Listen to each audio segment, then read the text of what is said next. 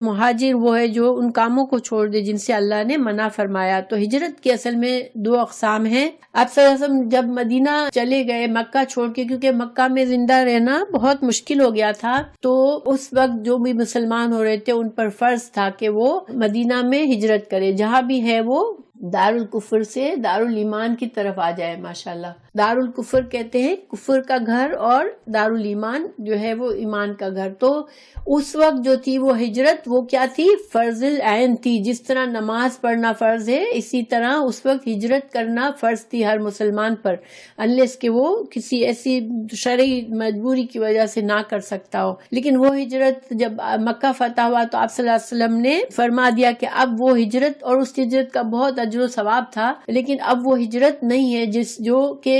فرض العین تھی، جو سب پر فرض تھی، سب مسلمانوں پر۔ آج سب مسلمانوں پر ہجرت فرض نہیں ہے، لیکن آج بھی اگر کوئی انسان ایسی جگہ پہ رہ رہا ہے مسلمان جس کو بہت زیادہ تکلیف دی جاتی ہے صرف اس کے ایمان پر چلنے کے لیے، اور وہ اس کے لیے مشکل ہو گیا ہے اپنے دین کو بچانا، تو پھر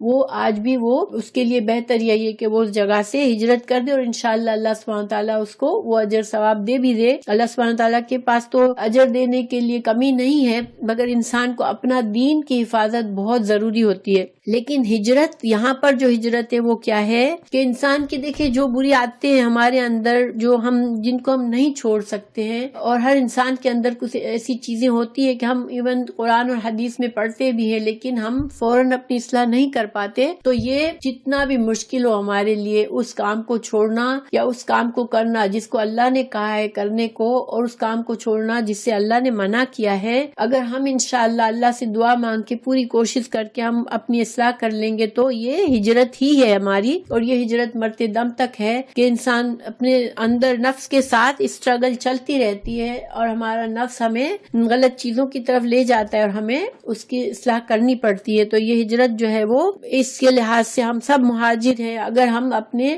مسلسل اپنے اوپر نظر رکھ رہے ہیں اور اپنی برائیاں چھوڑ رہے ہیں۔ کسی نے مجھے پوچھا تھا کہ ہم نفس کی بیماریوں سے اپنا کیسے علاج کریں؟ دیکھیں، ہمیں محاسبہ کرنا چاہیے اپنا۔ ایک مسلمان جو ہے وہ بالکل غافل نہ رہے کہ میں ٹھیک ہوں، اپنے آپ سے مطمئن نہ رہے، بلکہ اپنا محاسبہ کرتا رہے کہ میں نے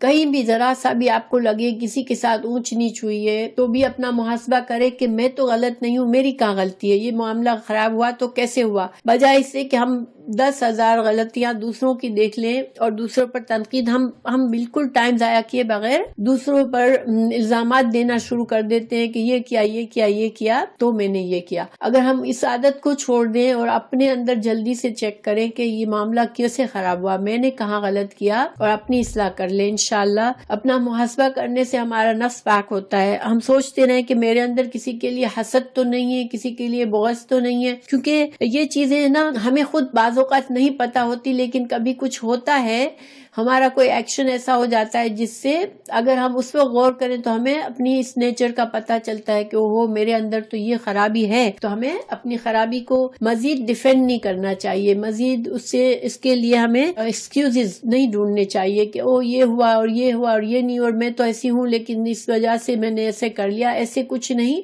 اپنی اصلاح انسان کرے، بیکاز ہمارا معاملہ اللہ سے ہے، اور اگر ہم اپنی اصلاح کریں گے تو ہم اللہ کو راضی کرنے کے لیے کریں گے اور اپنے مستقبل کو خطرے سے بچانے کے لیے کریں گے انشاءاللہ۔ کسی اور پر ہم فیور نہیں کر رہے، تو ہمیں اپنی اصلاح کرتے رہنے چاہیے۔ اگر انسان اللہ کا مکمل فرما بردار ہے اور اللہ انسان ایسا ہے کہ جس سے کسی انسان کو تکلیف نہیں پہنچتی بلکہ وہ دوسروں کے حقوق کا خیال رکھتا ہے، تو پھر وہ انسان ایک کامل مسلمان ہے، اور یہی پورا اسلام ہے۔ اسلام یہی ہے صرف کہ حقوق کی حفاظت کی جائے، اللہ کے حق کی حفاظت کی جائے اور بندوں کے حق کی حفاظت کی جائے، تو یہ اسلام ہے۔